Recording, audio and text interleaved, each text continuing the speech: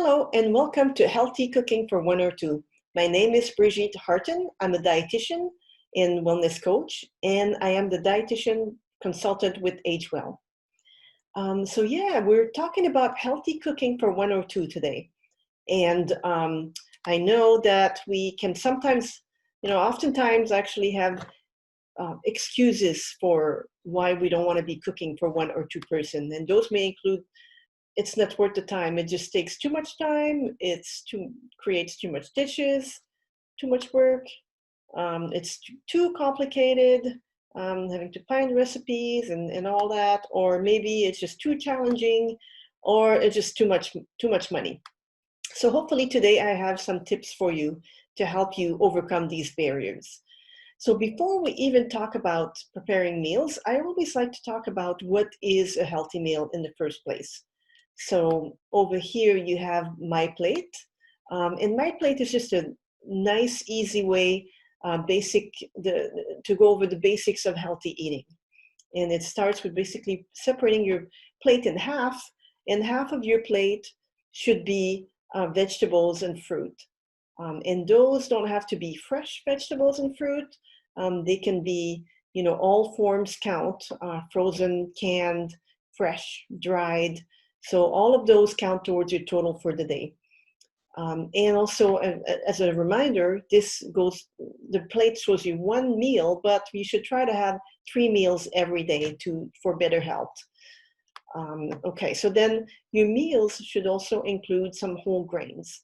And by whole grains, I mean things like whole wheat bread, brown rice, whole wheat pasta, quinoa, and oatmeal at breakfast. So those are all very good examples. Don't forget your low-fat milk or yogurt. Those are also part of your healthy meal. And make sure to include a lean protein source. So anything like poultry, beef, pork, seafood, shellfish, tofu. So those are all excellent sources, as well as eggs. And so having a source of protein with all your meals and snacks is very important to make sure you're maintaining your muscles and your immunity. Okay, so once now that you know what a healthy meal is, let's get prepared for grocery shopping. So in order to make your shopping trip worthwhile, it's important to plan ahead. So over on the side here, there's an example of what a meal plan looks like. So somebody just jotting down some ideas for meals. So it doesn't have to be super complicated.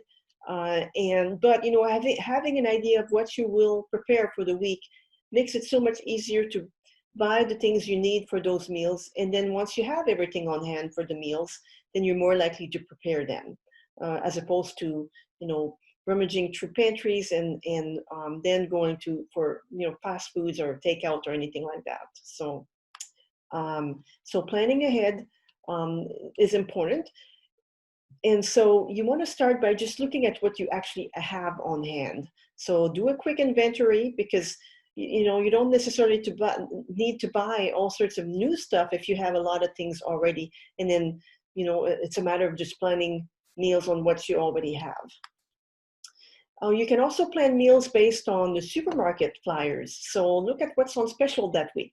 For example, if chicken is on special, then you may plan 1 or 2 meals using chicken. So once your meal plan is done, you can then it's very easy to make a grocery list based on that meal plan. So meal planning may seem like a lot of work initially, but I promise you, once you've done it once, and you can actually reuse them, save your meal plans, and then you can just kind of change a few things here and there, then it is so worth it, because it'll help you save money and just be healthier, by planning nice, healthy meals. So it makes it so much easier. So this is an example of a meal planning worksheet that's available on the internet. There's a lot of different versions of that, but again, you don't necessarily have to use anything that's formal.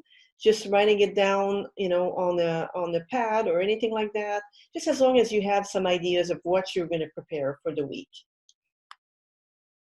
Okay, this is something I call cook once, eat twice. And it's a great method to use if you're living by yourself or you're preparing meals for just one or two.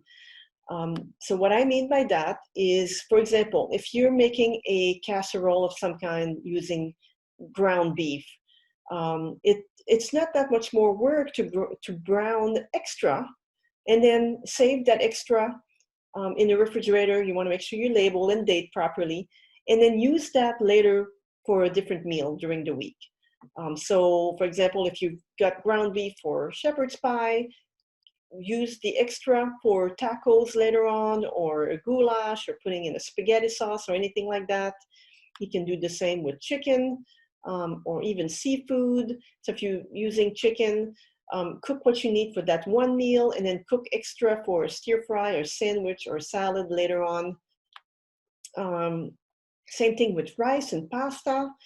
You can cook extra rice or pasta and then save some for later in a salad or a soup or anything like that. That means that you'll already have everything ready for that second meal. And so it's much more likely you're gonna be able to prepare it quickly and be less tempted by fast food and things like that when you have things already on hand ready to go. And you can do the same with vegetables. If you're chopping vegetables for one recipe, then it's okay to take the little extra time and chop for other meals later that week. And again, everything is going to be ready for you later on, and all you need to do is put it all together. So here's some different equipments that are nice to have on hand for cooking for one or two. And those include things like individual baking dish for things like chicken pot pie or any kind of casserole like that, where you can make just an individual portion. And if your recipe calls for more, makes a larger meal, then you can freeze the extras. And so that's nice to have some extra frozen meals on hand for later on. If you like to bake, these little individual muffin pans are nice for banana breads, things like that. And then you can again easily freeze things for later on. Who would have thought that mugs could be so helpful for cooking for one or two? But there are lots and lots of different recipes that uses mugs for cooking for one or two. You can make some nice omelets, even things like shepherd's pie in a mug, and then you're preparing something easy for one person.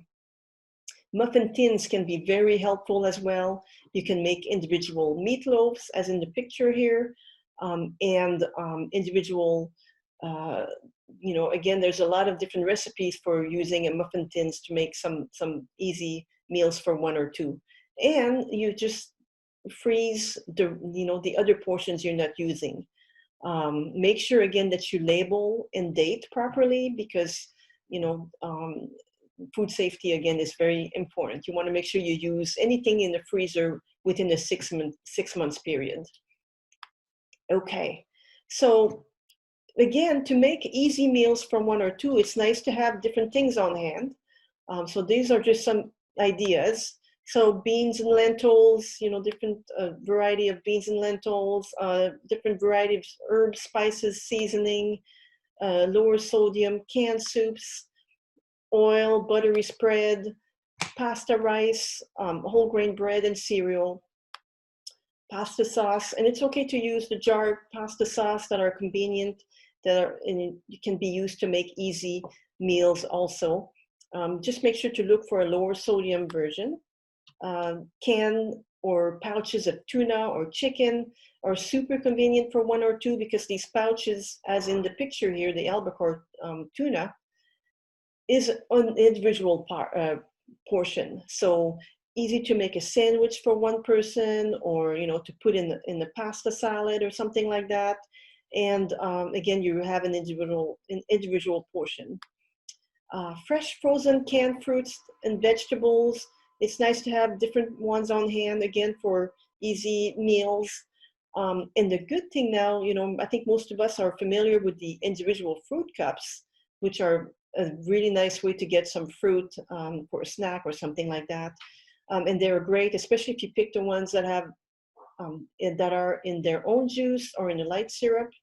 Well, now they have individual vegetable cups also available, which is super nice for, again, if you're 1 or 2 person, because oftentimes if you open a large can of peas, you're probably going to be eating peas all week. But with these nice individual portions, you can have more variety and, less waste. And then eggs are a super easy, nice, healthy protein source. And then also having some low-fat dairy products on hand for easy meals and snacks, for smoothies, yogurt for snacks and things like that is also very helpful. So just some ideas of things to keep on hand, because if you don't have anything in your pantries, of course, it's a little harder to make easy meals, obviously.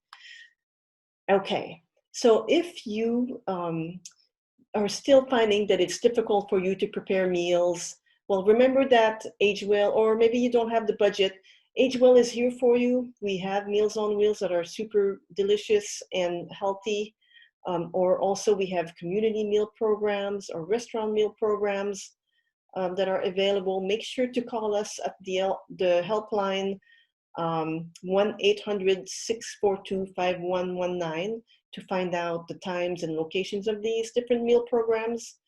And also, we have nutrition counseling with me, the consulting dietitian with AgeWell. If you have any concerns with, managing your diabetes, or again, you're looking for some of those recipes I mentioned, I'm definitely available to help you out with that. Just contact the helpline again, and hopefully I can assist you with that. So thank you for attending today, and have a great day.